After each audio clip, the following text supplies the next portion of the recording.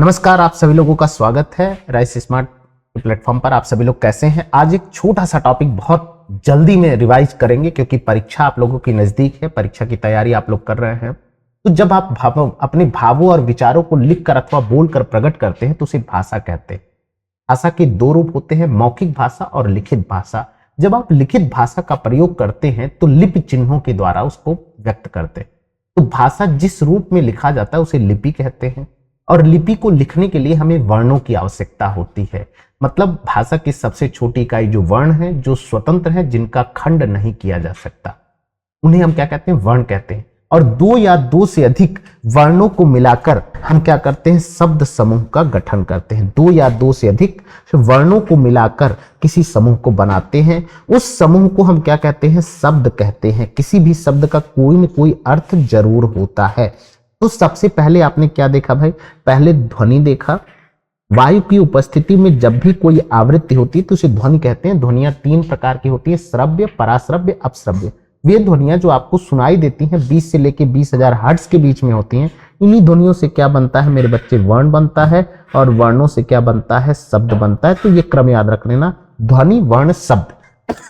साधारणतः शब्दों में कहे जाने वाले दो वर्णों के मेल से कोई सार्थक वर्ण समुदाय बन जाता है तो उसे हम शब्द कहते हैं। जैसे पलंग, संदूक, बोतल, किताब, डंडा, ब्लैकमेल, कुर्सी, मोबाइल, घड़ी। जो आपके जीवन में जो कुछ भी है वह शब्दों के द्वारा ही व्यक्त होता है। जो कुछ भी, क्योंकि शब्द क्या है?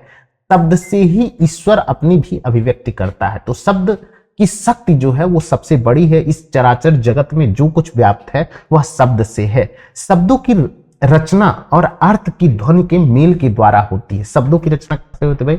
अर्थ और ध्वनि के मेल से होता है। जब एक या एक से अधिक वर्ण मिलकर किसी ध्वनि का निर्माण करते हैं तो उस ध्वनि को बाद में हम क्या कहते हैं? शब्द कहते हैं। जैसे गाय, यह शब्द दो वर्णों के मेल से बना है, गा प्लस ए, इसीलिए गाय एक शब्द का रूप ले लेता है। प्रायः वर्णात्मक होते हैं, हालांकि कई बार शब्द ध्वन्यात्मक भी होंगे। व्याकरण में निरर्थक शब्दों पर विचार नहीं किया जाता। ऐसे वर्ण को मिला करके जिससे निरर्थक अर्थ निकले उसे हम उस पर विचार नहीं करते हैं। शब्द संपदा में हम उसी पर विचार करते हैं जिसमें कि सार्थक शब्दों को व्यक्त करने की क्षमता होती है। तो शब्द के भेद, अब देखिए, आपको अगर देखना हो तो शब्द के भेद प्रयोग के आधार पर, उत्पत्ति के आधार पर, अर्थ के अनुसार शब्द के कई भेद होते हैं, जिनको सबसे पहले हमको देखना है। अर्थ की दृष्टि के शब्द होते हैं वो सार्थक शब्द होते हैं और निरर्थक शब्द होते हैं। अगर देखा जाए तो सही बात है, शब्दों को जब हम प्रयोग करते हैं लिखते समय, या तो सार्थक शब्द होते हैं या तो निरर्थक शब्द होते हैं। जिन शब्दों से किसी मूल अर्थ की व्याप्ति मिलती है उसे सार्थक शब्दों के रूप में लगते हैं, और जहां निरर्थक जो अविकारी शब्द होते हैं उन्हें निरर्थक शब्दों के रूप में रखते हैं। अब सार्थक शब्द, जैसे कि शब्द के अर्थ से ही पता चलता है कि ऐसे शब्द जिनके प्रयोग से किसी बात का अर्थ स्पष्ट हो जाता है सार्थक शब्द कहलाते हैं। कोई भी शब्द, बोतल, किताब, पानी, ब्लैक बोर्ड, कुर्सी, मोबाइल, कंघी, कुछ भी ले लीजिए। इसी तरह निरर्थक शब्द क्या होता है?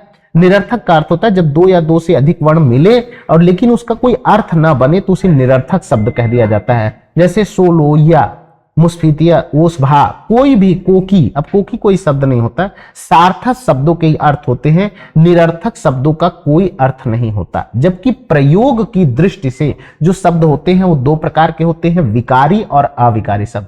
दो या दो से अधिक वर्ण मिलकर जब शब्द का निर्माण करते हैं तब शब्द मिलकर एक भाषा का निर्माण करते हैं। दो या दो से अधिक शब्दों के सार्थक समूह को वाक्य और वाक्यों से मिला करके हम एक अनुच्छेद बना लेते हैं। शब्दों को हमारी भाषा की प्राणवायु भी कह सकते हैं, क्योंकि बिना शब्दों की भाषा का कोई अस्तित्व तो नहीं होता है।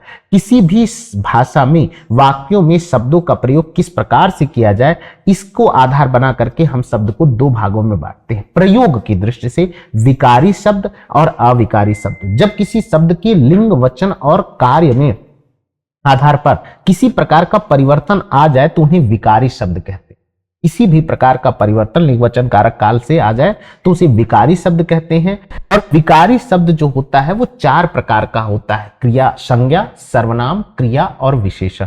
इसी तरह जो अविकारी शब्द होते हैं वो भी चार प्रकार के होते हैं, क्रिया विशेषण, समुच्चय बोधक, संबंध बोधक और विस्मय बोधक।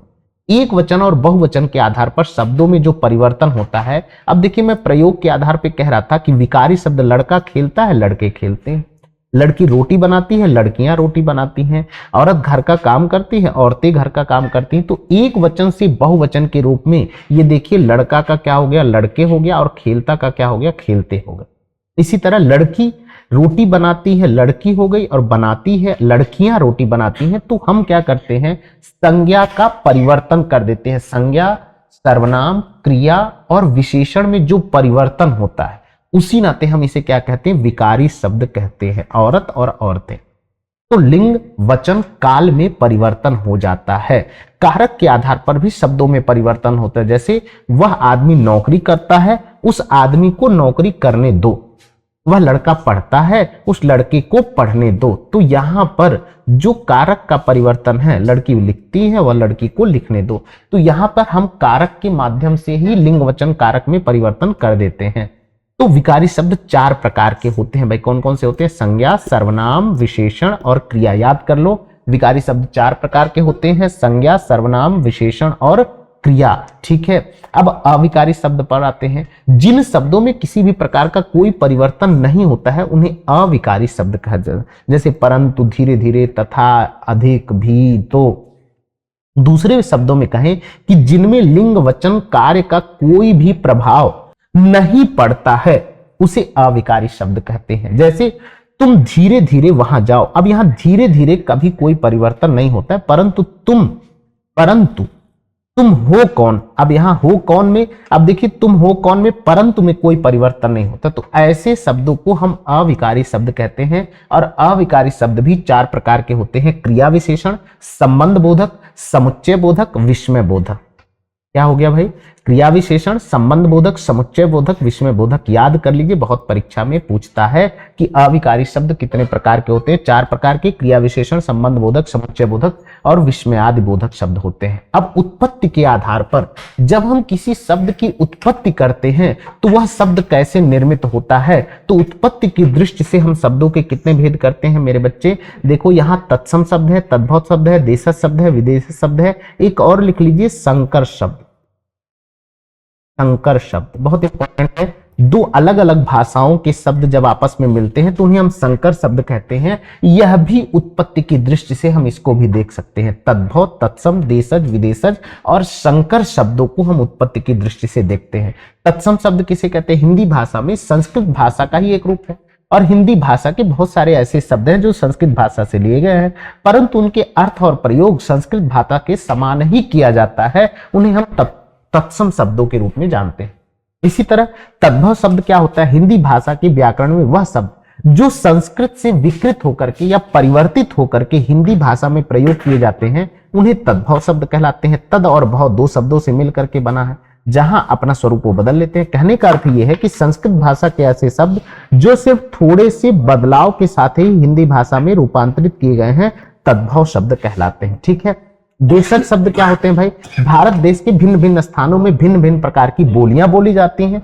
हिंदी भाषा में कई ऐसे शब्द हैं जो विभिन्न बोलियों से लिए गए हैं। इन्हीं शब्दों को देशज शब्द नाम दिया गया है। फिर है विदेशज शब्द। क्या कहते हैं भाई, विदेशी भाषाओं के वे शब्द जो हिंदी भाषा में प्रयोग किए जाते हैं। साधारण में कहें तो जो शब्द है ना, विदेशियों के संपर्क के आने से हिंदी भाषा के विकास में उपयोग लाए जाने लगे, उन्हें विदेशी शब्द कहते हैं। इसी तरह संकर शब्द जो होते हैं, 2 अलग अलग भाषाओं के शब्द जब आपस में मिलकर के एक नए शब्द की निर्मित करते हैं, तो उसे हम क्या कहते हैं, संकर शब्द के रूप में कहते हैं। तो इस प्रकार हम देख सकते हैं आज के समय में हिंदी भाषा में अनेक प्रकार के विदेशी शब्दों का प्रयोग किया जाता है। जैसे अंग्रेजी भाषा से जो शब्द आए हैं, याद कर लीजिए, आपकी परीक्षा के लिए बहुत दृष्टिकोण है। हॉस्पिटल शब्द विदेशी भाषा का, डॉक्टर, बुक, रेडियो, पेन, ये अंग्रेजी भाषा के शब्द हैं जो हिंदी भाषा में प्रयोग किए जाते हैं। Pencil, station, car, school, computer, train, circus, truck, telephone, ticket और टेबल इत्यादि शब्द जो है अंग्रेजी भाषा के हैं। इसी तरह जो फारसी भाषा के शब्द हिंदी भाषा में प्रयोग किए जाते हैं, आराम हो गया, अफसोस हो गया, किनारा हो गया, गिरफ्तार हो गया, नमक हो गया, दुकान हो गया, हफ्ता हो गया, जवान हो गया, दारोगा हो गया, आवारा हो गया, काश हो गया, बहादुर हो गया, जहर हो गया, मुफ्त हो गया, जल्दी, खूबसूरत, बीमार, शादी, अनार, चश्मा और गिरह। है ना। गिरहकट्ट जो कहते हैं ना, दो शब्द अलग अलग मिला देते हैं, तो इसे फारसी और अंग्रेजी भाषा के शब्दों को आपने सीख लिया। इसी तरह अरबी भाषा के भी कुछ शब्द हैं जो हिंदी भाषा में प्रयोग किए जाते हैं, जैसे असर, किस्मत, ख्याल, दुकान, औरत, जहाज, मतलब, तारीख, कीमत, अमीर, औरत, इज्जत, इलाज, वकील, किताब, कालीन, मालिक, गरीब, मदद इत्यादि सब कौन है, अरबी भाषा के शब्द है। इसी तरह तुर्की भाषा के कुछ शब्द भी आए हैं हिंदी में, जैसे तोप हो गया, काबू हो गया, तलाश हो गया, चाकू हो गया, बेगम हो गया, बारूद हो गया, चाकू इत्यादि शब्द जो है वो तुर्की भाषा के हैं। चीनी शब्द के भी शब्द आए हैं, जैसे चाय हो गया, पटाखा हो गया, ये क्या है, चीनी भाषा के शब्द हैं। लिख करके याद कर लो, जो विदेशज शब्द है किसी भी परीक्षा में जरूर पूछते हैं।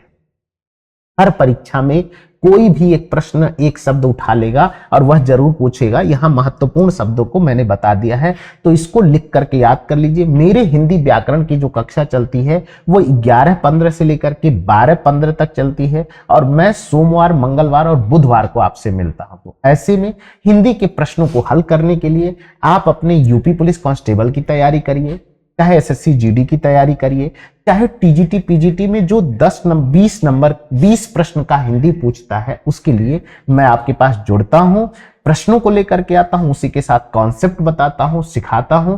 तो आज के प्रश्नों की श्रृंखला, आज का जो व्याख्यात्मक था हमारा जेनरिक वीडियो आप लोगों के बीच में जो ले आया हूं मैं, शब्द था रचना आवलिक बनावट के आधार पर। हम अगर एक बात करें कि जो और भी एक शब्द का प्रकार होता है जिसे आप लोग पढ़ते हैं, उसे क्या कहते हैं, रचना आवलिक बनावट के आधार पर शब्द क्या होते हैं, रूढ़, यौगिक, योग रूढ़ होते हैं। रूढ़, यौगिक, योग रूढ़, वे शब्द जिनका एक ही अर्थ होता है, जिनका परंपरा से जो चले आ रहे हैं, उन्हें हम रूढ़ शब्द कहते हैं। जो दो शब्दों के योग से बनते हैं उन्हें यौगिक शब्द कहते हैं, और जो रूढ़ होते हैं, रूढ़ होते हुए भी जो योग को दर्शाते हैं, योग रूढ़ कहते हैं। तो यह रचना आवलिक बनावट के आधार पर, अर्थ के आधार पर आप इनका प्रयोग कर सकते हैं। ठीक है, आज के प्रश्नों की श्रृंखला यहीं पर करेंगे समाप्त। बहुत बहुत धन्यवाद।